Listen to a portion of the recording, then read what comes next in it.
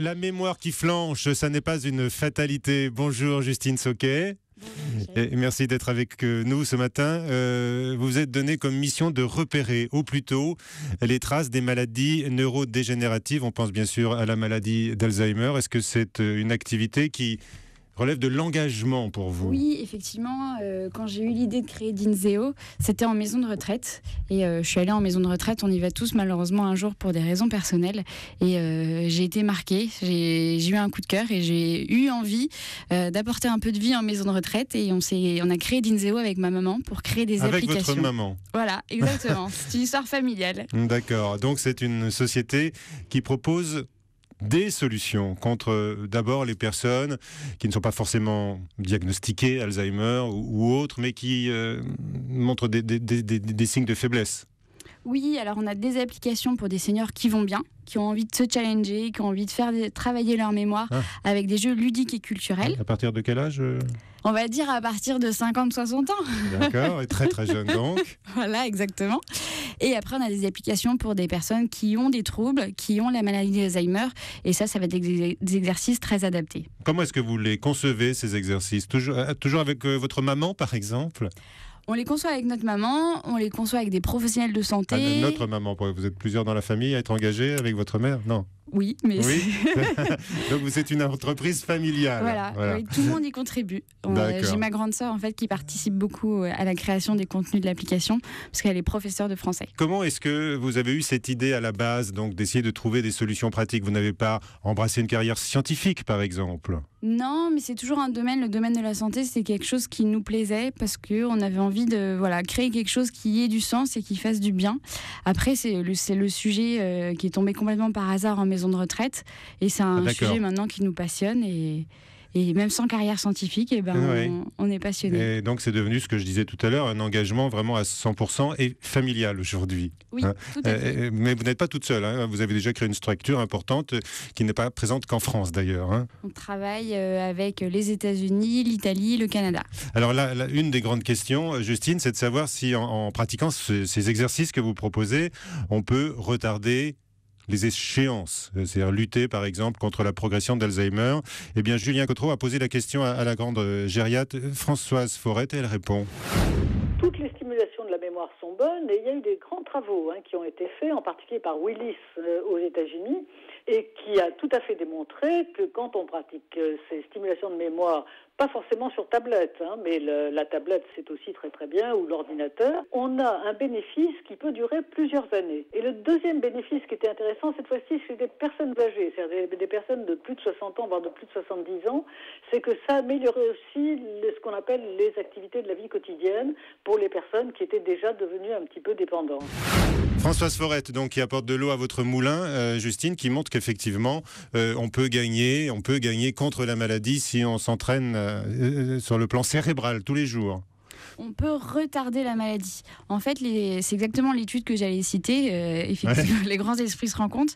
Mais les Américains ont prouvé qu'en faisant de la stimulation cognitive, vous allez gagner 10 ans de bonne vie avant l'apparition des premiers symptômes.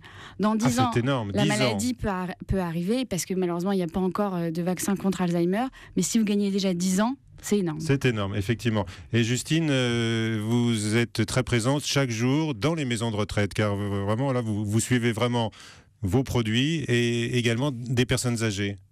Alors aujourd'hui, on a 70 maisons de retraite qui sont équipées et pour créer les jeux, on va tous les jours en atelier en maison de retraite parce que il faut les tester, il faut le tester avec notre public et c'est comme ça qu'on a fonctionné. Et quel est l'objectif que vous vous fixez aujourd'hui ? Aujourd'hui, on est très présent dans les maisons de retraite. Notre objectif est maintenant de faire de la prévention et d'intervenir au plus tôt dès 50-60 ans avec des personnes à domicile pour retarder le plus longtemps possible la maladie. D'accord. Pour vous, c'est un plaisir à chaque fois de rendre visite à ces personnes que vous suivez dans les maisons de retraite?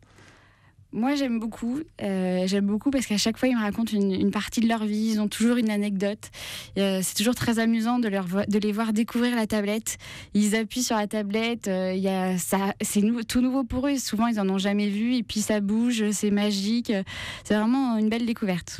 Vous avez passé avec Dinseo un ensemble de partenariats, par exemple avec les hôpitaux de Paris. Donc, vous avez une caution scientifique autour de vous.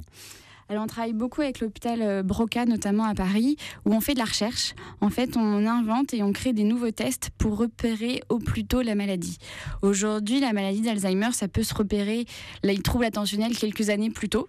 Et en fait, on va créer des tests pour anticiper et mesurer les troubles attentionnels. Est-ce que c'est douloureux de diagnostiquer, par exemple, Alzheimer chez certaines des personnes que vous côtoyez, avec qui vous jouez sur vos tablettes? Oui, c'est difficile. C'est une maladie qui est absolument affreuse. Pour les familles, c'est désastreux. Et c'est pour ça qu'on essaye de faire des choses pour anticiper et prévenir. D'accord.